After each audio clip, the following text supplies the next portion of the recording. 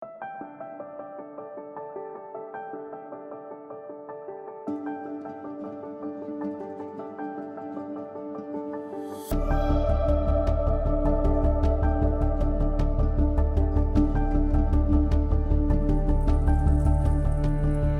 capítulo 7 do livro da Esperança, ante o livre-arbítrio, onde Emmanuel ele destaca no versículo de João, que está no capítulo 3, versículo 7, quando Jesus Cristo disse: não te admires de que eu haja dito ser preciso que nasças de novo.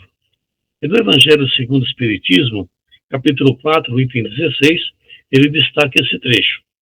Não há, pois, duvidar de que, sob o nome de ressurreição, o princípio da reencarnação era ponto de uma das crenças fundamentais dos judeus, ponto que Jesus e os profetas confirmaram de modo formal, onde se segue que negar a reencarnação é negar as palavras do Cristo. Lembrando aquela conversa que Jesus Cristo teve com Nicodemos, aquele fariseu que não entendeu o processo reencarnatório que Jesus Cristo queria falar. Mas hoje, Emmanuel aborda o livre-arbítrio chamando esses dois itens. E o livre-arbítrio, ele causa muita confusão na gente. As pessoas não entendem direito como é que funciona o livre-arbítrio. Muita gente acredita muito mais no determinismo do que em qualquer outra coisa. E justamente por não ter esclarecimento quanto ao livre-arbítrio, o que é livre-arbítrio, como ele se processa, muito menos pessoas que acreditam em reencarnação, eles preferem mais seguir a sua própria índole, seus próprios desejos, aquilo que lhe acha certo. E o certo para muita gente é fazer aquilo que lhe faz bem. E aí a pessoa trabalha, ganha dinheiro, se enche de dinheiro, achando que isso é viver. E se ensina nesse livro da Esperança vários casos que Jesus Cristo, que Emmanuel nos chama atenção, e ele cita vários casos, para depois essas pessoas chegarem no final da vida, e aí já é tarde. Há uma coisa curiosa com relação a isso. Vocês já viram alguém à beira da morte, sabendo que vai desencarnar, se arrepender de não ter comprado esse ou aquele carro? Alguém falar assim, nossa, eu só comprei carro Volkswagen, eu poderia ter comprado um Toyota. Ninguém fala isso. Você já viu alguém falando assim, puxa vida, se eu tivesse comprado aquela casa, teria vivido melhor? Na hora da morte ninguém fala isso. Porque na hora da morte a gente percebe a futilidade e a bobagem de tudo aquilo que a gente acreditou a vida inteira. E ainda assim a gente não entende o que é esse tal de livre-arbítrio. Difícil a gente explicar como que funciona o livre-arbítrio na sua totalidade se nós não recorrermos à reencarnação. Porque só a reencarnação tira a maior das dúvidas que nós temos. Por que nós estamos aqui? Para onde vamos? E também explica uma coisa que as pessoas que não procuram conhecer. Por que eu nasci nessa família?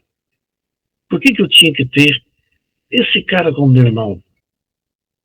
Por que eu tenho que ter essa vida sofrida? As pessoas andam na rua e vê aquela pessoa andando naquele carrão bonitão, todo sorrindo, fala, isso sim é felicidade.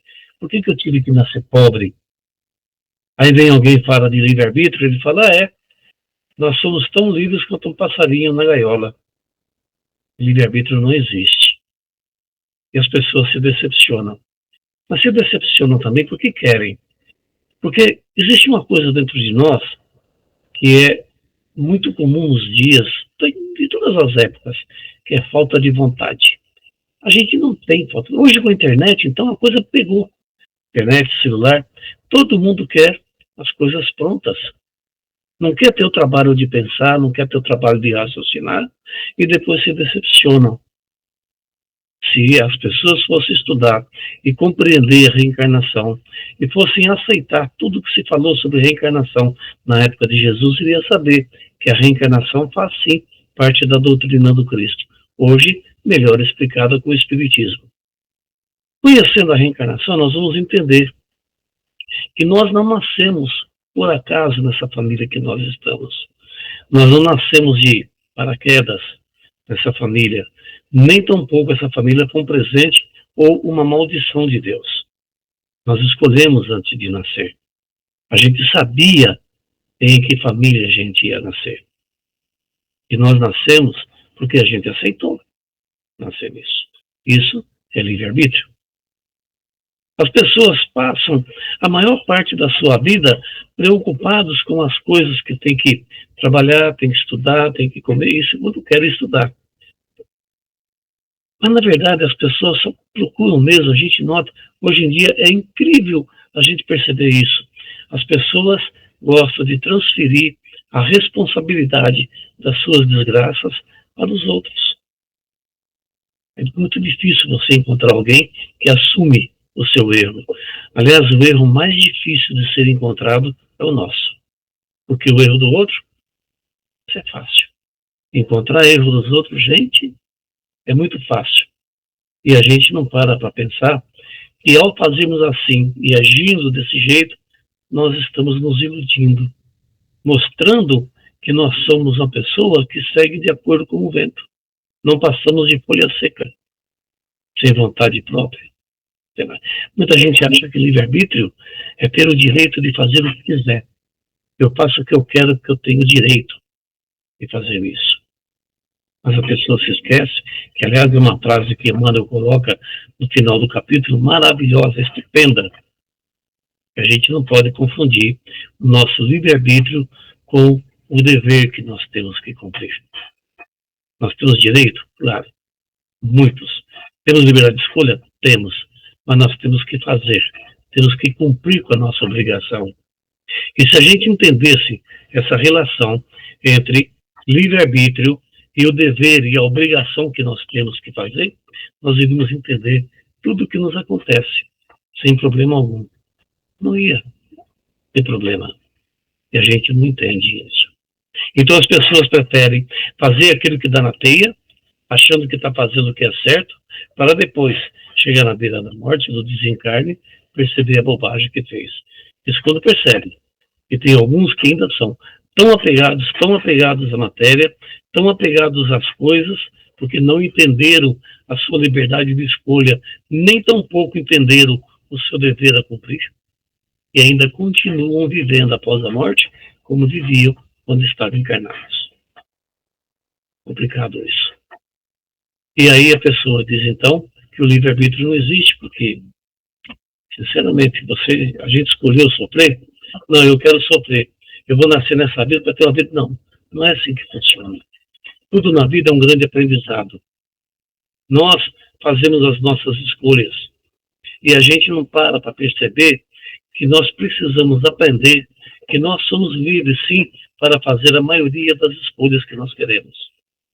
Mas nós somos responsáveis pelas consequências. É o que o Espiritismo chama de lei de causa e efeito. Ora, se eu faço algo aqui hoje, eu vou responder por isso que eu fiz. Eu sou responsável por isso. E muitos, se não é a esmagadora maioria das pessoas, renascem numa determinada condição social, numa determinada família, para enfrentar e resolver seus problemas, porque essa é a sua obrigação. Mas diante do dever que o chama a ser cumprido, ele foge. E ele diz que ele tem o direito de não ficar perto da família e se sai fora e foge da família. Abandona a família. Os asilos estão cheios de pais e mães idosos abandonados, literalmente, pelos filhos. Eles pagam o asilo? Pagam, mas nenhum filho vai visitar. Fogem à responsabilidade que lhes cabe, ao dever que lhes cabe de poder construir a sua vida de maneira boa. Ainda não entenderam que, em paralelo ao livre-arbítrio e ao cumprimento do dever, eu tenho que responder pelas minhas atitudes. E quando eu deixo de cumprir com o meu dever, a resposta vem na mesma medida. O sofrimento não tarda. Pode não vir nessa vida, mas na próxima vida. E se vier na próxima vida, pior ainda, porque a gente não vai entender. Na próxima encarnação, a gente esquece. E aí fica aquela coisa que as pessoas vivem falando que não existe livre-arbítrio. Bobagem, existe sim. É só parar para pensar, é só parar para raciocinar, é só parar para observar-se a si mesmo diante do que o mundo faz. Olhe para você. Chegue diante do espelho, não olhe para a sua face, olhe para os seus olhos e tente desvendar o que está aí dentro. Essa imagem que você vê, carrega ela com você. E olhe para dentro de você e pergunte-se: o que eu estou fazendo com a minha vida? E você vai começar a perceber que a sua vida é responsabilidade sua e de mais ninguém. Ninguém é responsável por aquilo que você faz. Mas o que você faz, você escolhe. E ao escolher isso, você determina como será o seu futuro. Será um futuro de paz? Será um futuro de tormentos? Por isso, o entendimento do livre-arbítrio e a compreensão dos nossos deveres a serem cumpridos é fundamental na nossa existência. Todas as situações que Emmanuel cita, e cita muito bem nesse livro, são situações provocadas pela nossa opção, pelo nosso livre-arbítrio de não querer ver a nossa responsabilidade, porque os apelos do mundo material são fortes. São fortes. Se eu tenho uma tendência a ser egocêntrico, eu vou achar que livre-arbítrio para quê? O livre-arbítrio, no caso do egocêntrico, vai contra todos os interesses dele. Vai contra. Para ele, livre-arbítrio é fazer aquilo que faz bem para ele. O único bem que ele entende é o bem que ele faz a si mesmo. E a mais ninguém. E vai mais longe. Ele acha que todo mundo tem que fazer a vontade dele. Você não é assim. Eu espero que não. Mas pense um pouco. Quantos enganos nós cometemos nessa vida? Quantas coisas erradas a gente pensa? Quanta bobagem a gente fala e pensa por não entendermos isso? Por isso, nós temos que pensar bem. Nessas duas coisas são exemplos muito bons do que é que você se arrepende quando desencarna. À beira da morte. Se arrepende do quê? É muito importante. E você vai entender, então, que a vida nada mais é do que uma escola. Estamos aqui para aprender. E como é que você aprende? Suportando as consequências do seu erro. Ora, você faz uma coisa errada e não quer receber a consequência? Isso é leviandade. Você tem o livre-arbítrio de fazer o que você quer. E se você faz o mal, você vai ter o dever, a obrigação de receber a contrapartida. Livre-arbítrio absoluto, nenhum de nós tem. Isso não existe para o ser humano. O nosso livre-arbítrio, ele é limitado justamente no ponto em que devemos cumprir com o nosso dever e com a nossa obrigação. Convenhamos, se você vai trabalhar, não trabalhar direito, você quer ficar o dia inteiro enrolando, passando o tempo, passando a hora, uma hora você vai perder o emprego. O teu patrão manda você embora. Ele é culpado? Quem é culpado pela sua demissão? A vida é assim. Nós somos responsáveis pelo que nós fazemos. E essa palavra responsabilidade, ela é muito séria. Nós precisamos ser responsáveis, pelo menos por nós mesmos, por aquilo que fazemos. Porque não vai ter nenhuma fada madrinha que vai mudar isso. Não vai ter nenhuma ilusão. E se você é egocêntrico, se você é apegado aos bens materiais, se você só vê na sua frente o que há de bom nesse mundo de Deus, você vai viver esse mundo, lembre-se, seu corpo um dia morre. Ninguém vive no mesmo corpo eternamente. Não tem jeito. E quando isso acontecer, o que você vai fazer? É nesse tipo de reflexão que nós temos que assentar e colocar na nossa cabeça para que a gente possa fazer escolhas corretas. As nossas escolhas, oriundas do nosso livre-arbítrio, é que nos dá garantia de uma vida tranquila, de paz e de harmonia. Você não sabe como fazer para você escolher boas coisas? Olha, tem um professor que ele é excelente. Ele se chama Jesus Cristo, o mestre dos mestres. O Espiritismo clareia para a gente as lições dele. Estude com ele. Conheça Jesus, aprenda a viver com Jesus. Não para Jesus, com Jesus. E você verá como a sua vida muda. Porque quando você assume a sua responsabilidade perante a vida, você percebe que o que você tem que fazer precisa ser feito, você tem que fazer e você vai fazer. Só que você sabe que ao cumprir com o seu dever, você está gerando boas consequências para você. Isso te dá uma coisa chamada paz de espírito. Ou se você preferir, consciência tranquila. Esse é o maior mérito que nós temos. Mas para isso, nós precisamos aprender muito com o nosso livre-arbítrio, com as nossas escolhas equivocadas e os nossos conceitos e valores de vida, que precisam ser revistos a cada dia.